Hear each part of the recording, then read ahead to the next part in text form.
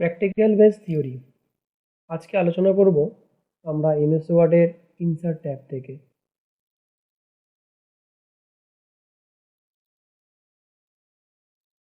তাহলে প্রথমেই ওপেন করছি মাইক্রোসফট ওয়ার্ড।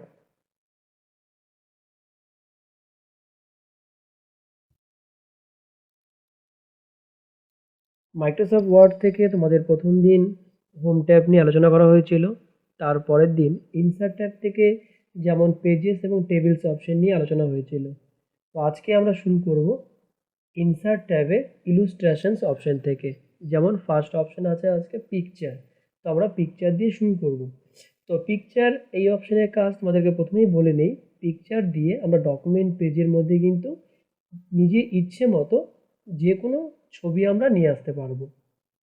এক কথায় বলা যায় এমএস ওয়ার্ড বা ডকুমেন্ট পেজে ছবি আনার জন্য এই পিকচার অপশনটিকে আমরা ব্যবহার করি।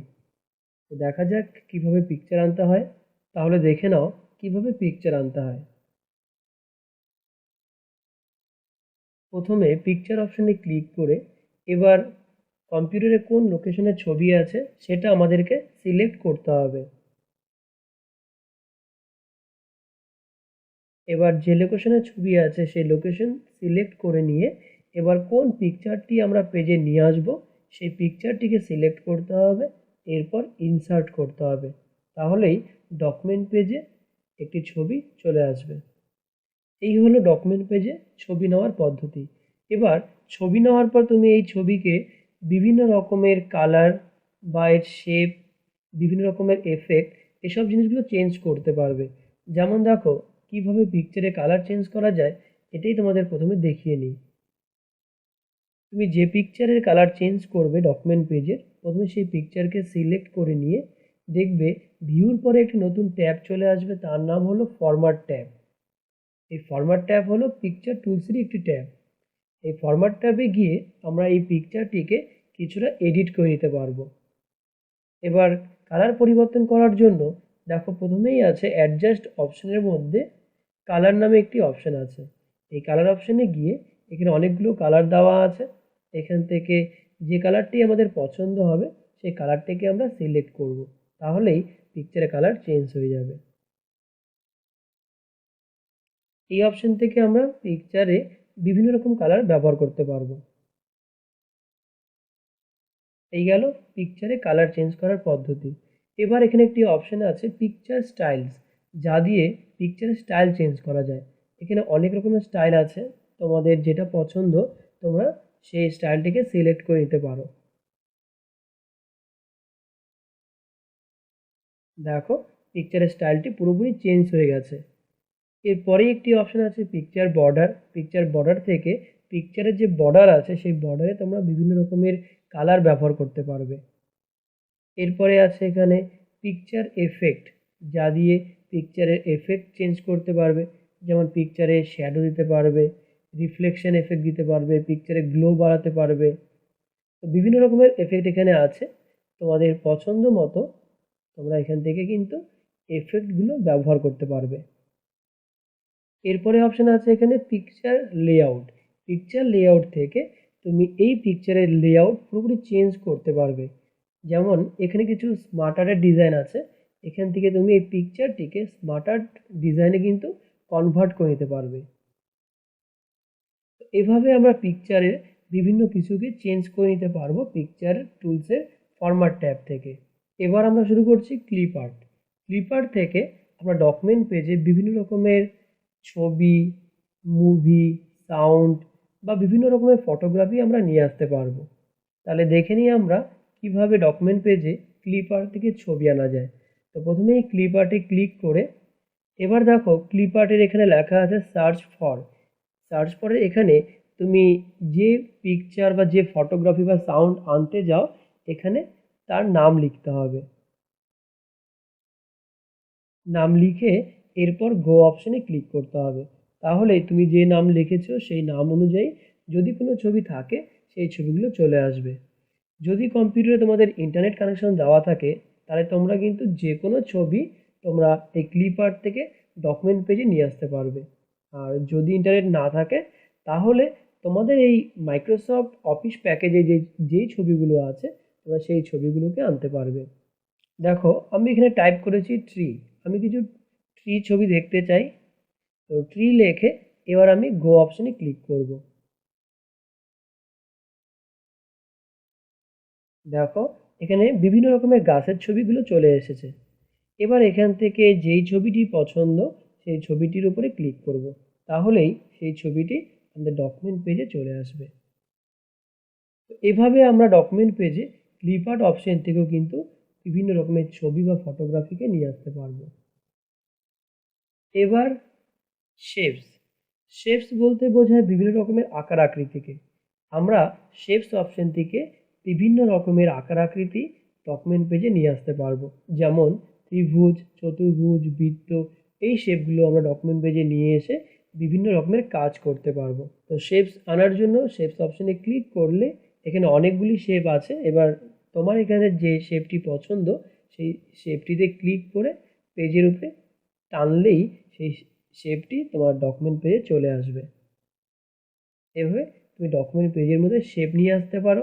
শেপ নিয়ে আসার পর শেপের তুমি কালার চেঞ্জ করতে পারবে, বা শেপের ওপর তুমি যে কিছু লিখতে চাও লিখে রাখতে পারবে। যদি তুমি শেপের কালার চেঞ্জ করতে চাও বা শেপের আউটলাইন কালার দিতে চাও, তাহলে শেপে ক্লিক করে নতুন একটি ট্যাব চলে আসবে, তার নাম হলো ফরম্যাট ট্যাব। সেই ফরম্যাট ট্যাবে গিয়ে তুমি এখানে শেপ স্টাইলস অপশন থেকে তুমি শেপের কালারটা কিন্তু চেঞ্জ করতে পারবে বা শেপের স্টাইলটা চেঞ্জ করে দিতে পারবে। শেপ স্টাইলসের মধ্যেই আছে শেপ ফিল, যেখান থেকে তুমি তোমার পছন্দ অনুযায়ী কালার ব্যবহার করতে পারবে। এরপরেই আছে শেপ আউটলাইন, যেখান থেকে তুমি শেপের যে আউটলাইন আছে তার কালারটি চেঞ্জ করে দিতে পারবে। এরপরে এখানে আছে শেপ এফেক্টস। শেপ এফেক্টস থেকে তুমি বিভিন্ন রকমের এফেক্টস দিতে পারবে, যেমন রিফ্লেকশন বা শ্যাডো, গ্লো, তোমার যেটি পছন্দ সেই এফেক্ট অপশানে গিয়ে তোমার যে এফেক্টটি ভালো লাগবে সেই এফেক্টটিকে সিলেক্ট করতে পারো, তাহলে সেই এফেক্টটি তোমার এই শেপের মধ্যে চলে আসবে। এবার আমরা যদি শেপের মধ্যে কিছু লিখে রাখতে চাই, তাহলে শেপের উপর রাইট ক্লিক করে নতুন একটি অপশান আসবে, তার নাম হলো অ্যাড টেক্সট। সেই অ্যাড টেক্সট অপশানে ক্লিক করে তুমি শেপের মধ্যে যে কোনো কিছু টাইপ করে রাখতে পারবে।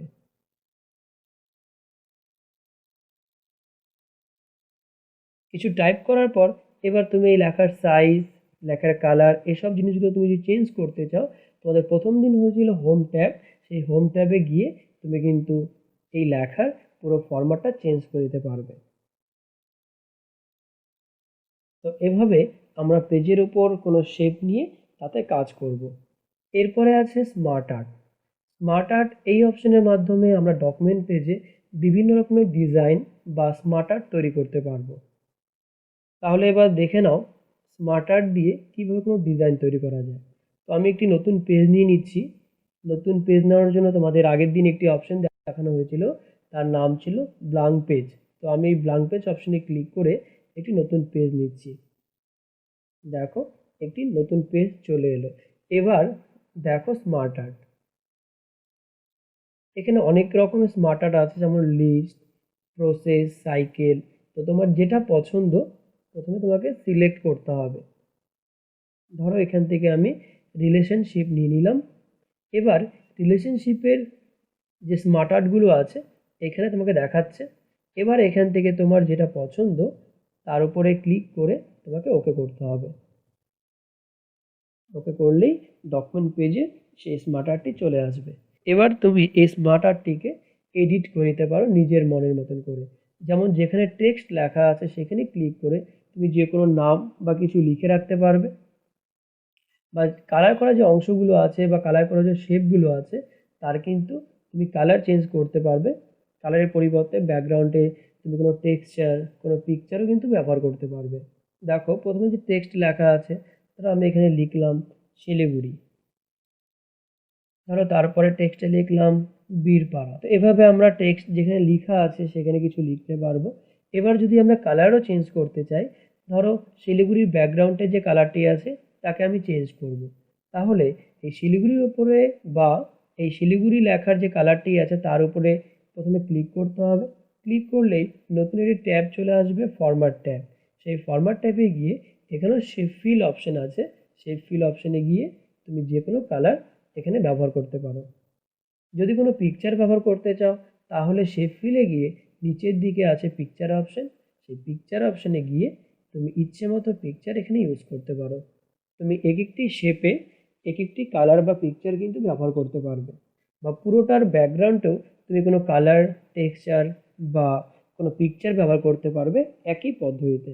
প্রথমে ফরম্যাটে আসতে হবে, এরপর শেপ ফিল, এখান থেকে তোমার যে কালার পছন্দ সেই কালার বা পিকচার, গ্রেডিয়েন্ট, টেক্সচার তোমার যেটা পছন্দ সেই জিনিসটা কিন্তু তুমি ব্যবহার করতে পারো এই ফরম্যাট অপশন থেকে। এভাবে আমরা পেজের মধ্যে কোনো স্মার্ট আর্ট নিয়ে তাকে এডিট করে দিতে পারবো। এরপরে আছে চার্ট অপশন। চার্ট অপশন দিয়ে আমরা ডকুমেন্ট পেজে বিভিন্ন রকমের লেখচিত্র বা হিস্টোগ্রাম, পলিগন এসব চিত্রগুলো তৈরি করতে পারবো এই চার্ট অপশন থেকে। যেমন কোনো জায়গার জনসংখ্যা, কোনো জায়গার তাপমাত্রা বা বৃষ্টিপাতের পরিমাণ কি আছে না আছে, বা কোনো খেলাধুলার স্কোর, যে কোনো তথ্যকেই কিন্তু আমরা চার্টের মাধ্যমে দেখাতে পারবো। ধরো আমি কয়েকটি জায়গার জনসংখ্যার যে পরিসংখ্যান আছে সেই পরিসংখ্যান দিয়ে আমি একটি চার্ট তৈরি করছি। তো প্রথমে তোমাকে চার্ট অপশনে গিয়ে তুমি কোন চার্টটি তৈরি করতে চাও সেই চার্টটিকে সিলেক্ট করতে হবে। ধরো এখান থেকে আমি এই চার্টটিকে নিলাম, নিয়ে ওকে। এবার দেখো এমএস ওয়ার্ডের পেজের উপরে একটি নতুন উইন্ডো চলে আসলো। উইন্ডোটির নাম হলো চার্ট ইন মাইক্রোসফট ওয়ার্ড, যেটি মাইক্রোসফট এক্সেলের। এবার এই এক্সেল বা এই নতুন যে উইন্ডোটি ওপেন হয়েছে সেই উইন্ডোর মধ্যে দেখো যে ওয়ার্কশিটটি আছে বা যে ডেটা শিটটি আছে তার উপরে লেখা আছে ক্যাটাগরি 1, ক্যাটাগরি 2, বা উপর দিয়ে লেখা আছে সিরিজ 1, সিরিজ 2। এই লেখাগুলোকে কিন্তু আমাদেরকে এডিট করতে হবে। যেহেতু আমি এর মধ্যে জনসংখ্যার বিবরণ দেখাবো, তার জন্য আমাকে ক্যাটাগরি 1 এটাকে মুছে দিয়ে এখানে আমাকে কোনো একটি জায়গার নাম লিখতে হবে। ধরো আমি একটি জায়গার নাম লিখলাম এখানে শিলিগুড়ি। এর নিচে আছে ক্যাটাগরি 2, আমি আর কোন জায়গার জনসংখ্যা দেখাবো তার নাম লিখব। ধরো লিখলাম জলপাইগুড়ি। এবার ওপরে আছে সিরিজ 1, এখানে ক্লিক করে আমি এই জায়গাগুলোর কি কি ক্যাটাগরি বা কি কি সিরিজ আমি দেখাবো সেই জিনিসগুলো লিখব। যেমন ধরো এখানে লিখলাম মেল, পাশের সিরিজে লিখলাম ফিমেল, বা এখানে লিখলাম চাইল্ড। এবার এই যে সেলগুলো আছে 4.3 বা 2.4, এই সেলগুলোতে আমাদেরকে কোনো একটি সার্ভে অনুযায়ী তার যে রিপোর্ট, সার্ভে রিপোর্টের যে জনসংখ্যার পরিমাণগুলো আছে সেই পরিমাণগুলো আমাদের লিখতে হবে। ধরো এখানে আমি লিখলাম 12,500, বা এখানে লিখলাম। তো এই সংখ্যাগুলো কিন্তু আমরা কোনো একটি পরিসংখ্যা অনুযায়ী টাইপ করবো, কোনো একটি সার্ভে হয়েছিল সেই সার্ভে রিপোর্ট অনুযায়ী কিন্তু আমরা লিখব।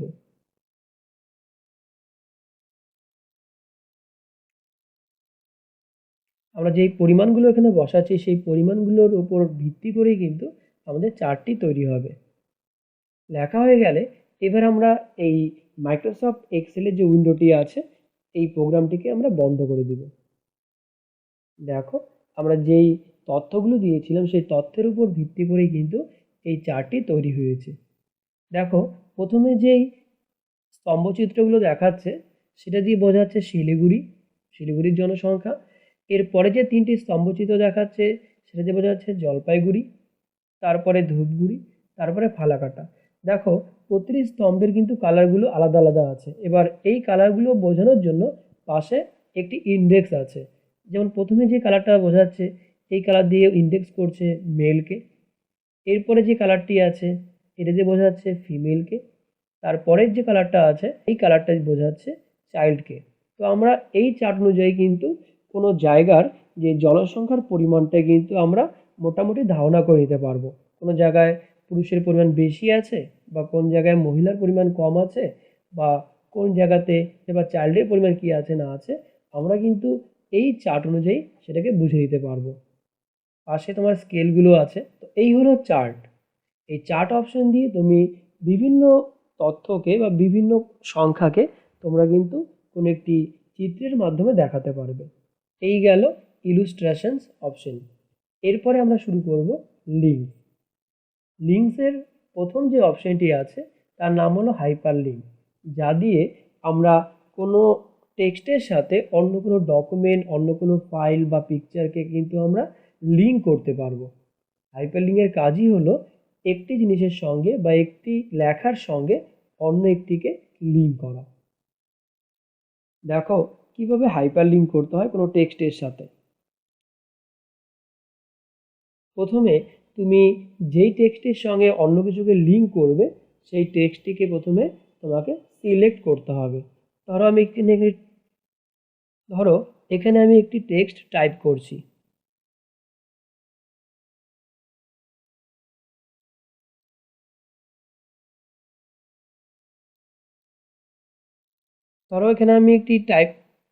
এখানে আমি টাইপ করেছি, দেখো এখানে আমি টাইপ করেছি আয়োটেক এডুকেশন। এবার ধরো আমি আয়োটেক লেখাটির সঙ্গে অন্য একটি পিকচারকে লিঙ্ক করব। তাহলে আমাকে প্রথমে এই আয়োটেক লেখাটিকে সিলেক্ট করতে হবে। সিলেক্ট করে নিয়ে এবার হাইপারলিঙ্ক অপশনে আসবো।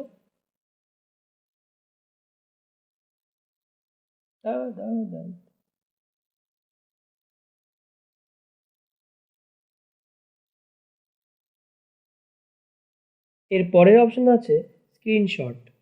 এই স্ক্রিনশট অপশনটি দিয়ে আমরা কিন্তু পেজের বা এই ডকুমেন্টের বিভিন্ন কিছুকে স্ক্রিনশট হিসেবে নিতে পারবো।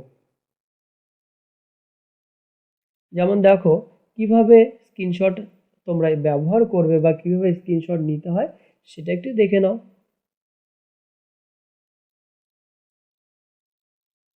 এবার আলোচনা করব স্ক্রিনশট নিয়ে।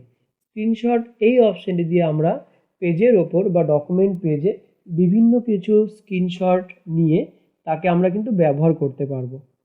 যেমন ধরো এই প্রোগ্রামটির কিছু অপশন বা পুরো ডকুমেন্ট পেজ বা সম্পূর্ণ উইন্ডো, যে কোনো কিছুকে আমরা কিন্তু স্ক্রিনশট হিসেবে নিয়ে তাকে একটি পিকচার হিসাবে আমরা ডকুমেন্ট পেজের উপর ব্যবহার করতে পারবো।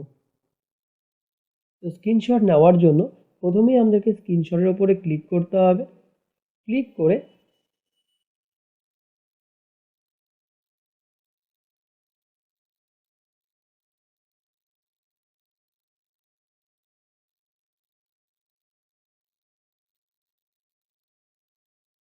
এবার আমরা কোন অংশটিকে স্ক্রিনশট হিসেবে নিতে চাই তাকে সিলেক্ট করতে হবে। সিলেক্ট করলেই সেটা কিন্তু ডকুমেন্ট পেজে চলে আসবে। দেখো হয়ে গেল, এটি একটি পিকচার হিসেবে ডকুমেন্ট পেজে চলে এসেছে। এভাবে আমরা যে কোনো অংশকে কিন্তু স্ক্রিনশট হিসেবে ব্যবহার করতে পারবো। তো এই গেল ইনসার্ট ট্যাবে ইলুস্ট্রেশনস অপশন। এবার শুরু করছি লিঙ্কস। এর জন্য আমি একটি নতুন পেজ নিয়ে নিচ্ছি। নতুন পেজের উপরে কিভাবে হাইপারলিঙ্ক বা কিভাবে বুকমার্ক বা কিভাবে ক্রস রেফারেন্স করতে হয় সেই জিনিসগুলো দেখিয়ে দিচ্ছি। দেখো ডকুমেন্ট পেজে আমি প্রথমে কিছু টাইপ করে নিচ্ছি। ডকুমেন্ট পেজে আমি কিছু লেখা টাইপ করে নিলাম। এবার প্রথমেই দেখো হাইপারলিঙ্ক। এই হাইপারলিঙ্ক অপশনটি দিয়ে তুমি ডকুমেন্ট পেজের কোনো টেক্সটের সাথে বা কোনো লেখার সাথে অন্য কোনো ডকুমেন্ট বা কোনো ফাইলকে কিন্তু লিঙ্ক করতে পারবে। তো লিঙ্ক করার জন্য প্রথমে তুমি যেই লেখার সঙ্গে অন্য কিছুকে লিঙ্ক করতে চাও প্রথমেই সেই লেখাটিকে সিলেক্ট করতে হবে। এরপর হাইপারলিঙ্ক অপশনে আসতে হবে। হাইপারলিঙ্ক অপশনে এসে এবার তুমি কোন ডকুমেন্টকে লিঙ্ক করতে চাও বা কোনো পিকচারকে লিঙ্ক করতে চাও তাকে ক্লিক করতে হবে বা তাকে সিলেক্ট করতে হবে। ধরো আমি একটি পিকচারের সঙ্গে লিঙ্ক করব, তাহলে কোন লোকেশনে পিকচার আছে প্রথমে সেই লোকেশন সিলেক্ট করতে হবে। তারপর কি ছবি আছে সেই ছবিকে সিলেক্ট করতে হবে। সিলেক্ট করে নিয়ে ওকে। দেখো এই সিলেক্ট করা লেখাটির কালারটি কিন্তু চেঞ্জ হয়ে গেছে এবং নিচের দিকে একটি আন্ডারলাইন চলে এসেছে। এই কালারটি হলো হাইপারলিঙ্কের কালার। অর্থাৎ যখন কোনো লেখাতে এই কালারটি বা নিচে আন্ডারলাইন যদি থাকে তুমি বুঝতে পারবে বা মাউস পয়েন্টার নিয়ে গেলে দেখে উপরে কিছু দেখবে উপরে একটি লিঙ্ক দেখাবে এবং লেখা থাকবে control plus click to follow link. যদি এই লেখাটি দেখায় তাহলে তুমি বুঝতে পারবে এই লেখার সাথে অন্য কোনো ফাইল বা ডকুমেন্ট লিঙ্ক আছে। তো আমরা কি লিঙ্ক করেছি এই লেখার সঙ্গে যদি দেখতে চাই, দেখার জন্য প্রথমে এই লেখার উপর আমাদের মাউস পয়েন্টারকে দিতে হবে। এরপর কিবোর্ড থেকে CTRL বাটন প্রেস করে লেখার উপরে ক্লিক করতে হবে।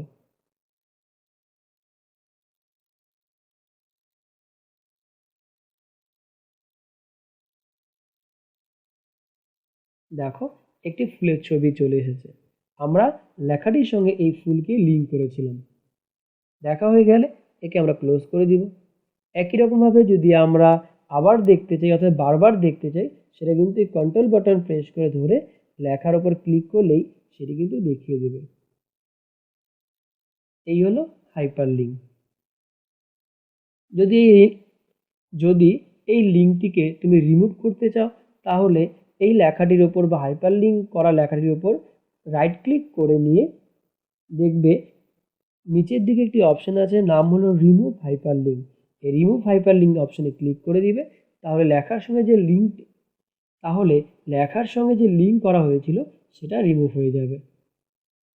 একই রকমভাবে তুমি পেজে যে কোনো লেখাকে কিন্তু লিঙ্ক করতে পারবে বা যে কোনো লেখার সঙ্গে তুমি অন্য কিছুকে হাইপারলিঙ্ক করতে পারবে। এর পরের অপশন আছে বুকমার্ক। এই বুকমার্ক অপশন দিয়ে আমরা ডকুমেন্ট পেজের যদি কোনো ইম্পর্টেন্ট লাইন বা কোনো ইম্পর্টেন্ট সেন্টেন্স থাকে, তাদেরকে আমরা কোনো একটি নাম দিয়ে বা কোনো একটি সিম্বল দিয়ে আমরা কিন্তু মার্ক করে রাখতে পারি। যেমন ধরো এখান থেকে আমি এই পর্যন্ত লেখাকে সিলেক্ট করলাম। আমি চাচ্ছি এই লেখাটিকে আয়োটেক নামে মার্ক করে রাখবো। তাহলে লেখাটিকে সিলেক্ট করার পর এবার আসতে হবে আমাদের বুকমার্ক অপশনটিতে। এখানে এসে দেখো লেখা আছে বুকমার্ক নেম। এখানে এবার আমাকে নামটি লিখে রাখতে হবে, যেই নাম দিয়ে আমি এই লেখাটিকে মার্ক করতে চাই। ধরো নাম দিয়ে দিলাম আয়োটেক। নাম দিয়ে পাশে অ্যাড অপশন আছে, অ্যাড অপশনে ক্লিক করব। বাস, এই লাইনটি আয়োটেক নাম দিয়ে মার্ক করা আছে। একই রকমভাবে আমরা যদি আরও কোনো লেখাকে মার্ক করে রাখতে চাই, একই পদ্ধতিতে প্রথমে লেখাকে সিলেক্ট করব, এরপর বুকমার্ক অপশন, এরপরে এখানে একটি নাম টাইপ করব।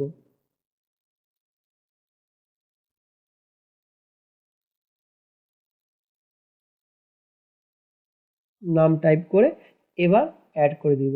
এভাবে আমরা ডকুমেন্ট পেজে যে লেখাগুলো আছে বা যে নোটস বা যে প্যারাগ্রাফ আছে, তার যে কোনো অংশকে কিন্তু আমরা মার্ক করে রাখতে পারবো। এবার তুমি যদি সেই মার্ক করা অংশগুলোকে বা সেই মার্ক করা লাইনগুলোকে যদি কোনো সময় দেখতে চাও, তুমি বুকমার্ক অপশন দিয়েও দেখতে পারবে। বুকমার্ক অপশনে গিয়ে দেখো তুমি যে নাম দিয়ে মার্ক করেছো সেই নামগুলো এখানে শো করছে।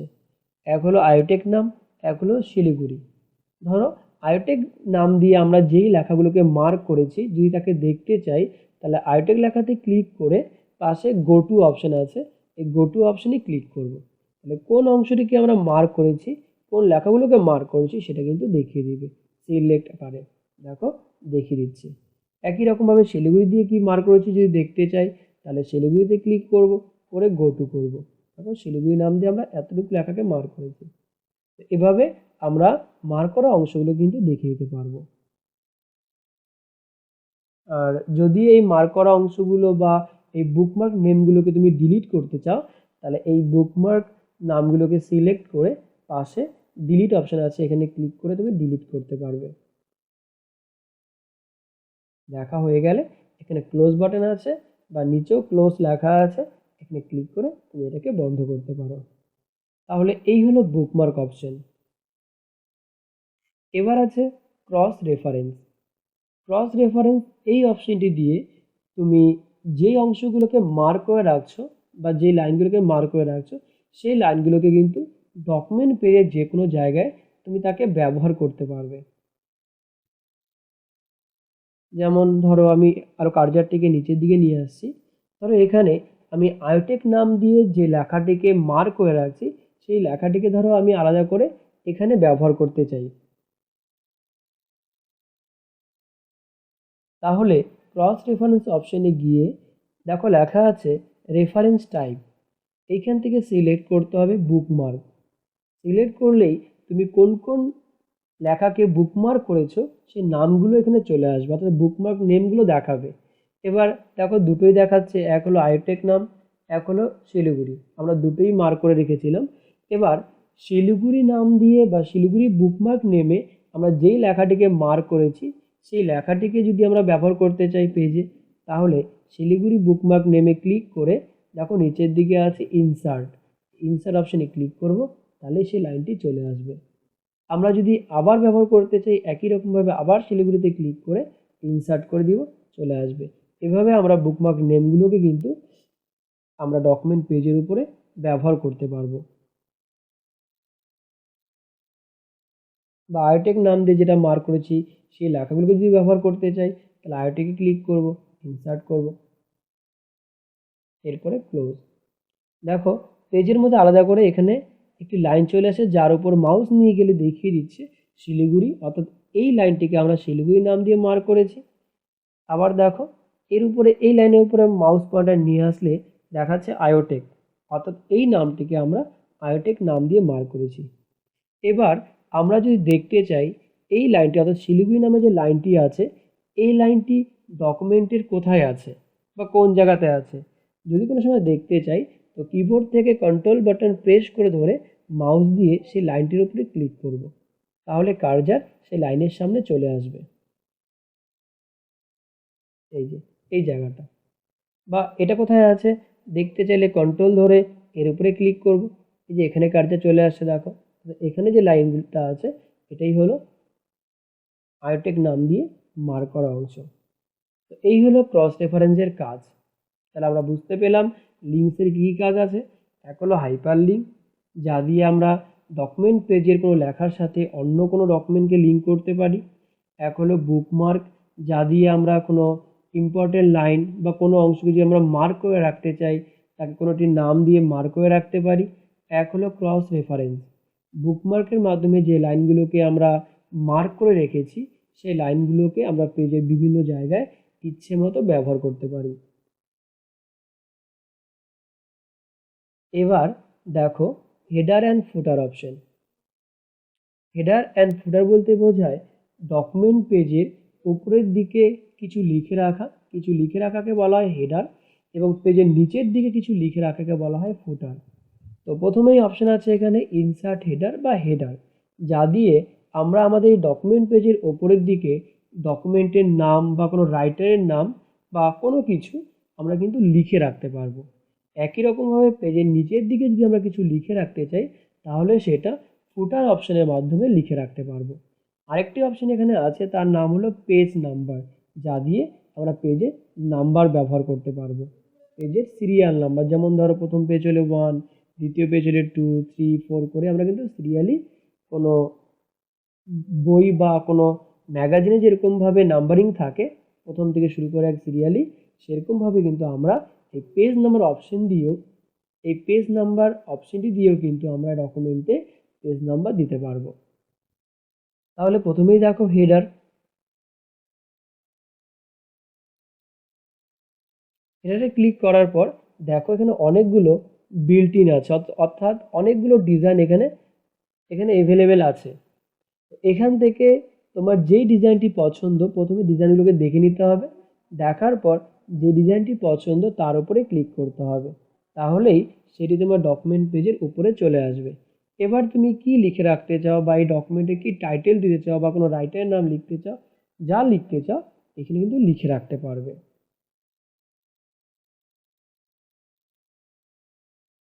ধরো আমি এখানে লিখে রাখলাম আয়োটেক এডুকেশন, লেখার পর উপরের দিকে দেখো একটা নতুন ট্যাব চলে আসে, ডিজাইন ট্যাব। এই ডিজাইন ট্যাবের শেষে একটি অপশান আছে ক্লোজ হেডার অ্যান্ড ফুটার, এই অপশানটিতে ক্লিক করতে হবে। দেখো এবার পেজের উপরের দিকে আয়োটেক এডুকেশন লেখাটি চলে এসেছে। এবার আমি যত পেজই নেই না কেন এই ডকুমেন্টে সব পেজের উপরে কিন্তু এই লেখাটাই থাকবে হেডার হিসাবে। যদি কোনো সময় মনে করি হেডারকে ডিলিট করে দিব বা এখানে হেডার রাখবো না, তাহলে তাহলে হেডার অপশনে গিয়ে নিচের দিকে একটি অপশান আছে রিমুভ হেডার, এখানে ক্লিক করে দিলেই হেডারটি রিমুভ হয়ে যাবে। এরপরে আছে ফুটার। একই রকমভাবে পেজের নিচের দিকে আমরা কিছু লিখে রাখতে পারবো। তাহলে ফুটারে ক্লিক করলাম, করার পর এখানেও কিছু ফুটার আগের থেকে অ্যাভেলেবেল আছে। তো এখান থেকে কোনো একটি পছন্দ হলে বা সবগুলো দেখে নেওয়ার পর যেটি ভালো লাগবে আমাদের, তার উপরে প্রথমে ক্লিক করব। করার পর ডকুমেন্টের নিচের দিকে ফুটারের জন্য বা লেখার জন্য কিছু জায়গা চলে আসবে। এবার এখানে আমরা যে কোনো কিছু লিখে রাখতে পারবো। লেখা হয়ে গেলে একই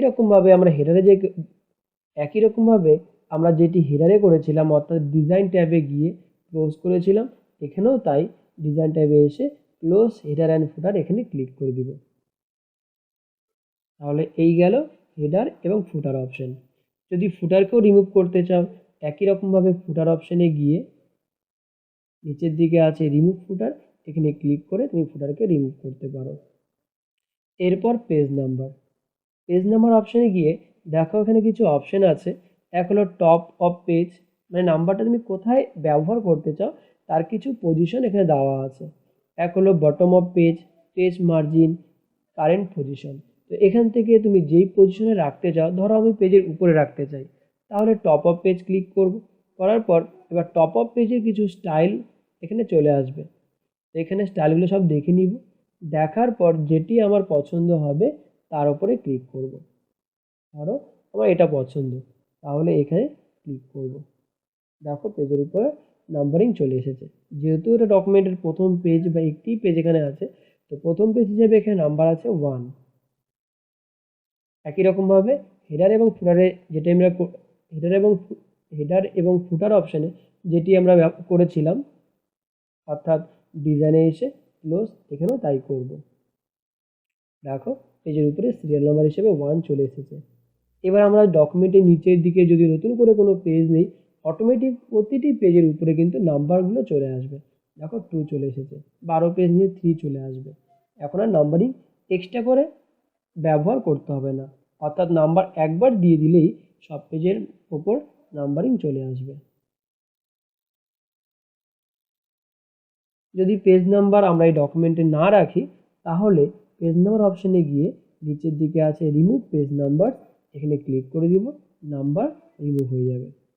তাহলে এই হলো আমাদের হেডার অ্যান্ড ফুটার অপশন। এবার আছে টেক্সটের প্রথম অপশন আছে টেক্সট বক্স, যা দিয়ে আমরা ডকুমেন্টের ওপর একটি টেক্সট বক্স নিয়ে সেখানে কিছু লিখে রাখতে পারবো। এখানে কিছু টেক্সট বক্স আগের থেকে রাখা আছে, যদি ভালো লাগে তোমরা এই টেক্সট বক্সগুলোকে নিয়ে পেজের উপরে কিছু লিখতে পারবে। আর তা না হলে নিচের দিকে একটি অপশন আছে ড্র টেক্সট বক্স, এখানে ক্লিক করে তুমি নিজের মতো করে একটি বক্স বানিয়ে তার ভেতর তুমি কিছু লিখে রাখতে পারবে। আর লেখা হয়ে গেলে এই টেক্সট বক্সকে তুমি যদি ডিজাইন করতে চাও বা লেখার স্টাইল বা ডিজাইন করতে চাও, তাহলে কিন্তু ওই লেখাকে সিলেক্ট করে নিয়ে হোম ট্যাবে এসে তুমি লেখার কালার, সাইজ, লেখার স্টাইল এসব চেঞ্জ করতে পারবে। আর যেই শেপটি আছে বা যে বক্সটি আছে, এই বক্সের যদি কোনো ডিজাইন বা কালার চেঞ্জ করতে চাও, তাহলে দেখবে ভিউ ট্যাবের পরে একটি নতুন ট্যাব চলে এসেছে, ফরম্যাট ট্যাব।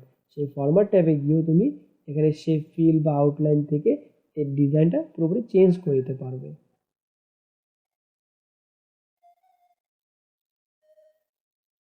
তাহলে এই হলো টেক্সট বক্স অপশন। এরপর আছে কুইক পার্টস। এই কুইক পার্টস অপশনটি দিয়েও তুমি কভার পেজের মতন পেজকে ডিজাইন করতে পারবে, ডকুমেন্টে কোনো ফ্রন্ট পেজ তৈরি করতে পারবে। একই রকম কুইক পার্টসে ক্লিক করে এখানে আছে বিল্ডিং ব্লক অর্গানাইজেশন, এখানে ক্লিক করবে। করার পর এখানে কিছু কভার পেজ বা কোনো স্টাইল এখানে রাখা আছে, সবগুলোকে দেখে নিয়ে তোমার যেটি পছন্দ হবে তার উপর ক্লিক করে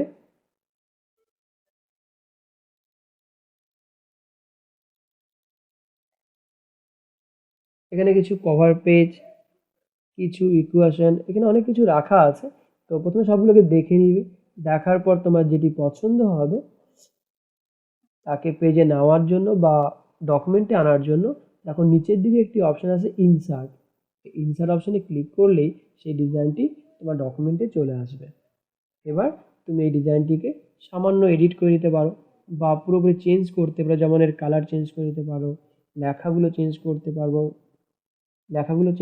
পারবো, পিকচার চেঞ্জ করতে পারো, অর্থাৎ সব কিছু চেঞ্জ করে তুমি একে আবার নতুন করে কিন্তু সাজাতে পারো বা নতুন করে একটি ফ্রন্ট পেজ তৈরি করতে পারো। এরপর এখানে আছে ওয়ার্ড আর্ট দিয়ে আমরা লেখার স্টাইল বা লেখার যে ডিজাইনটা আছে সেটাকে চেঞ্জ করতে পারি। যেমন ধরো এখানে আছে একটি লেখা আয়োটেক এডুকেশন, যদি এই লেখার ডিজাইনটি আমরা চেঞ্জ করতে চাই তাহলে এই লেখাটিকে আমরা সিলেক্ট করে নিব, করার পরে ওয়ার্ড আর্ট অপশানে আসব। এখানে কিছু ওয়ার্ড আর্ট বা কিছু ডিজাইন আছে, তো প্রথমে দেখে নিব, এবার যেটা ভালো লাগবে তার উপরে ক্লিক করব। তাহলে এই লেখাটি দেখো, এই যে লেখাটির ডিজাইনটি চেঞ্জ হয়ে গেছে, নতুন করে একটি লেখা চলে এসেছে। এবার এই লেখাটার যদি আমরা কালার বা সাইজ চেঞ্জ করতে চাই, তোমরা হোম ট্যাব থেকে এটা আগেই করেছো, তো এখানে হোম ট্যাব থেকেও করতে পারবে। তাছাড়া নতুন একটি ট্যাব চলে আসবে ফরম্যাট ট্যাব, সেই ফরম্যাট ট্যাবে গিয়েও শেপ ফিল অপশন থেকে তুমি কিন্তু এই কালার চেঞ্জ করে দিতে পারবে। শেপ ফিল থেকে তুমি এই লেখার যে ব্যাকগ্রাউন্ডটা আছে বা যে শেপটি আছে সেই চেঞ্জ করতে পারবে। আর আরেক পাশে আছে দেখো লেখাই আছে ওয়াটার স্টাইলস, এখানে গিয়ে তুমি এই টেক্সট ফিল অপশন থেকে লেখার যে কালারটি আছে সেটা কিন্তু চেঞ্জ করতে পারবে। লেখার কালার বা লেখার যে আউটলাইন কালার আছে সেটাকে তুমি চেঞ্জ করতে পারবে। এরপরে টেক্সট এফেক্ট আছে, এখান থেকে লেখাতে এফেক্ট ব্যবহার করতে পারবে। তাহলে এই হলো ওয়ার্ড আর্ট অপশন, যা দিয়ে আমরা লেখার ডিজাইন চেঞ্জ করতে পারবো। এরপর এখানে আছে ড্রপ ক্যাপ। এই অপশনটির কাজ হলো কোনো প্যারাগ্রাফের ফার্স্ট যে অক্ষরটি আছে বা প্রথম যে অক্ষরটি আছে তাকে বড় করা, যে জিনিসগুলো আমরা সাধারণত কোনো ম্যাগাজিন বা কোনো বই বা কোনো পেপারে দেখে থাকি। তো এর জন্য তুমি যেই প্যারাগ্রাফের ফার্স্ট অক্ষরকে বড় করতে চাও সেই প্যারাগ্রাফটিকে সিলেক্ট করতে হবে। সিলেক্ট করে নিয়ে ড্রপ ক্যাপ অপশানে গিয়ে তোমার যেটি পছন্দ তার উপর তোমাকে ক্লিক করতে হবে, তাহলে তোমার প্যারাগ্রাফের ফার্স্ট অক্ষরটি বড় হয়ে যাবে। এখানে অন শব্দ ছিল ফার্স্ট, এবার অন শব্দটির ওটি অনেকটা বড় হয়ে গেছে। একই রকমভাবে তুমি যদি পরের প্যারাগ্রাফটিরও প্রথম অক্ষর বড় করতে চাও, পরের প্যারাগ্রাফটিকে সিলেক্ট করে এটাকেও তুমি বড় করতে পারো। এইভাবে তুমি যে কোনো প্যারাগ্রাফের ফার্স্ট অক্ষরকে কিন্তু বড় করতে পারবে। এই অক্ষরগুলোকে পুনরায় যদি নর্মাল করতে চাও তাহলে আবার তোমাকে এই প্যারাগ্রাফটিকে সিলেক্ট করতে হবে, এরপরে ড্রপ ক্যাপ অপশানে এসে নন অপশান আছে, নন অপশানে ক্লিক করতে হবে, তাহলে এটা আবার নর্মালি চলে আসবে।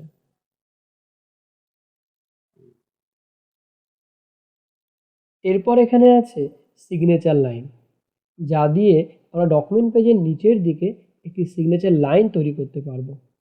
ধরো এখানে একটি সিগনেচার লাইন ব্যবহার করতে চাই, তাহলে যেখানে আমরা সিগনেচার লাইন ব্যবহার করব সেখানে প্রথমে কার্সার রাখতে হবে, রেখে সিগনেচার লাইন অপশানে আসবো, এরপরে ওকে করব।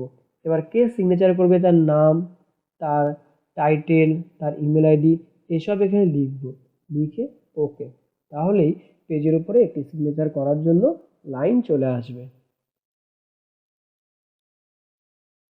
এরপরে আছে ডেট অ্যান্ড টাইম অপশন, যা দিয়ে আমরা ডকুমেন্ট পেজের উপর কারেন্ট ডেট বা টাইম আমরা ব্যবহার করতে পারবো। দেখো ডেট টাইমে ক্লিক করার পর এখানে উপরের দিকে কিছু ডেট আছে বা নিচের দিকে কিছু টাইম আছে, তুমি যেটি ব্যবহার করতে চাও পেজের উপর সেই ডেট বা টাইমে ক্লিক করে ওকে করে দিবে, সেটি চলে আসবে। আমি ডেট ক্লিক করেছি, তো আজকে যেহেতু 3 তারিখ, তো এখানে 3 তারিখ চলে এসেছে। বা যদি আমি এখানে টাইম ব্যবহার করতে চাই তাহলে ডেট টাইমে গিয়ে এখানের দিকে নিচের দিকে টাইম আছে, সেই টাইমে ক্লিক করে ওকে করে দিব, তাহলে টাইম চলে আসবে। তো এভাবে আমরা পেজের উপর ডেট এবং টাইমকে কিন্তু নিয়ে আসতে পারবো। এরপরে আছে অবজেক্ট অপশন।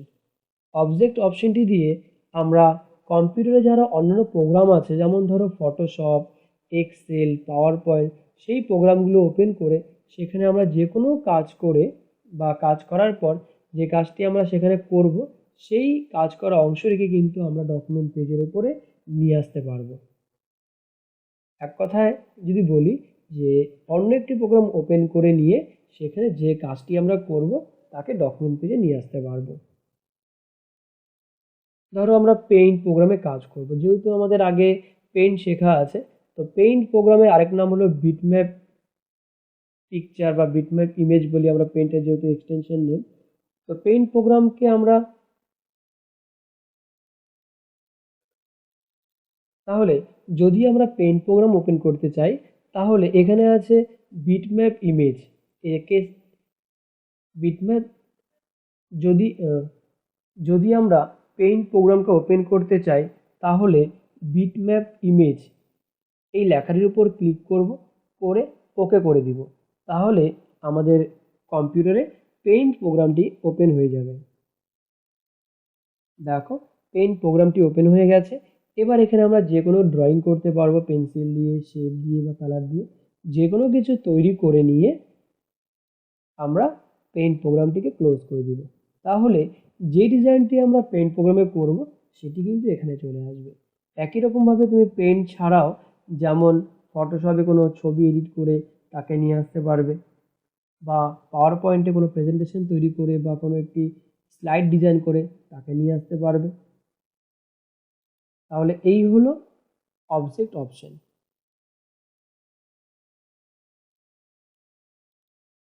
তাহলে এতক্ষণ আমরা ইনসার্ট ট্যাবের যে অপশন নিয়ে আলোচনা করেছিলাম তার নাম ছিল টেক্সট। টেক্সট অপশনের প্রথমে ছিল টেক্সট বক্স, যা দিয়ে আমরা পেজের উপরে একটি টেক্সট বক্স বানিয়ে সেখানে কিছু লিখে রাখতে পারবো। তারপরে ছিল কুইক পার্টস, পেজকে আমরা ডিজাইন করতে পারবো। এরপরে ওয়ার্ড আর্ট, যা দিয়ে লেখার ডিজাইন চেঞ্জ করা যায়। ড্রপ ক্যাপ, যা দিয়ে কোনো প্যারাগ্রাফের প্রথম যে অক্ষরটি আছে তাকে আমরা বড় করতে পারবো। সিগনেচার লাইন, পেজে সিগনেচার করার জন্য একটি লাইন রাখতে পারবো। ডেট টাইম, ডকুমেন্ট পেজের ওপর কারেন্ট ডেট বা টাইম ব্যবহার করতে পারবো। অবজেক্ট, যা দিয়ে আমরা কম্পিউটারে অন্যান্য প্রোগ্রাম ওপেন করে সেখানে বিভিন্ন রকমের কাজ করতে পারবো। এবার যেটি শুরু করছি তার নাম হলো সিম্বল। সিম্বলস বলতে বোঝায় কি বিভিন্ন রকমের প্রতীক চিহ্নকে। এবার সিম্বলস থেকে দুটি অপশন আছে, এক হলো ইকুয়েশন, এক হলো সিম্বল। ইকুয়েশন যেটি আছে, ইকুয়েশনের মানে হলো গাণিতিক বিভিন্ন রকমের সিম্বল। গাণিতিক সিম্বলকে আমরা ইকুয়েশন বলি, সিম্বল বা কোনো ফর্মুলা।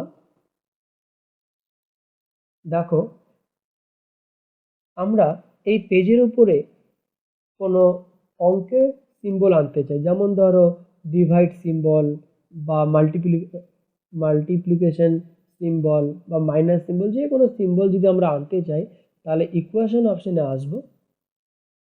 আসার পরে দেখো নতুন একটি ট্যাব চলে আসে, নাম হলো ইকুয়েশন টুলস। নিচে আছে ডিজাইন, অর্থাৎ ডিজাইন নামে একটি নতুন ট্যাব চলে এসেছে। দেখো এখানে লেখাই আছে সিম্বল। এখানে বিভিন্ন রকমের গাণিতিক সিম্বল আছে, তোমার যেটি দরকার বা যেটি পছন্দ সেই সিম্বল কিন্তু নিতে পারবে। যেমন ধরো যে আমরা ডিভাইড সিম্বল নিতে চাই, তাহলে এখান থেকে ডিভাইড সিম্বলে ক্লিক করব।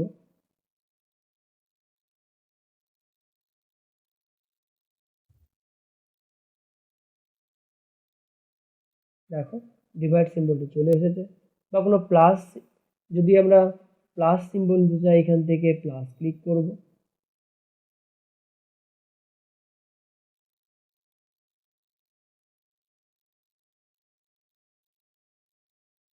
তো এখান থেকে আমরা বিভিন্ন রকমের সিম্বল নিতে পারবো। তাছাড়া কিছু ফর্মুলা স্ট্রাকচারও কিন্তু আমরা যে এখানে স্ট্রাকচার আছে এখান থেকে স্ট্রাকচার নিতে পারবো। এবার এই ফর্মুলাটাকে আমাদের প্রয়োজন অনুযায়ী আমরা কিন্তু এডিট করতে পারবো। এই হলো ইকুয়েশন। এরপরে এখানে আছে সিম্বল।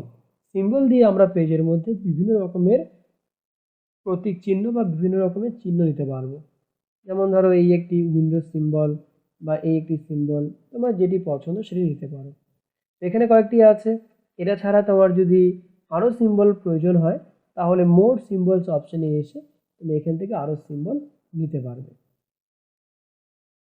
দেখো এখানে অনেক সিম্বল আছে, এখান থেকে সিম্বলের ফন্ট চেঞ্জ করা যায়।